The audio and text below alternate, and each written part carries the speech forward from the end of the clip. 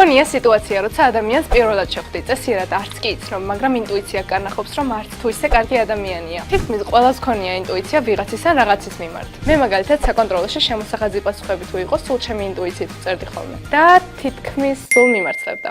და მაინც, რა არის ეს ინტუიცია? აი რაშია საქმე სინამდვილეში. შენი ტვინი ყოველდღე ამუშავებს მილიონობით დეტალს, სახეებს, ხმებს, სიტყვებსა და სიტუაციებს, მაგრამ მათ მალევე ივიწყებს. აი დაფიქრდი, სანამ ამ ვიდეოს წააწყდებოდი, რამდენი ვიდეო ასკროლე. ალბათ უამრავი. ახლა სცადე გაიხსენო ამ უამრავი ვიდეოდან ერთ-ერთის შინაარსი მაინც. რთულია, ხო? შენმა ტვინმა უამრავი ინფორმაცია მიიღო და მე ეს ინფორმაცია თითქოს სადღაც გაუშვა. და მაინც, სადაა ეს სადღაც? სად და ჩვენს ქვეცნობიერში. ქვეცნობიერი არის ჩვენი გონების ის ნაწილი, რომელსაც აქტიურად ვერ ვიაზრებთ, მაგრამ მაინც დიდ გავლენას ახდენს ჩვენს აზრებსა და ქცევებზე. ჩვენი ინტუიციაც ხშირად სწორედ ჩვენს ქვეცნობიერზეა დაყრდნობილი. მაგალითად, შეიძლება ადრე იცნობდი ადამიანს, რომელიც წვრილი ხმით საუბრობდა. წლები გავიდა და ის ქურდების გამო დააკავეს. რა თქმა უნდა, ამის გამო იმას არ იფიქრებ, რომ ყველა ვინც წვრილი ხმით საუბრობს, ქურდია, მაგრამ შენმა ქვეცნობიერმა შეიძლება პატარა კავშირი გაავლოს ამას შორის და შემდეგში, როცა წვრილი ხმით მოსაუბრე ადამიანს შეხვდები, შენი ტვინი განგაშის სიგნალს ჩართავს. და მე ამ სიგნალს ინტუიციას ვარქვენ. კი, ცოტა არარეალისტური მაგალითია, მაგრამ ხანდახან ინტუიციით ვგრძნობთ, ვის შეიძლება ვენდოთ და ვის არა.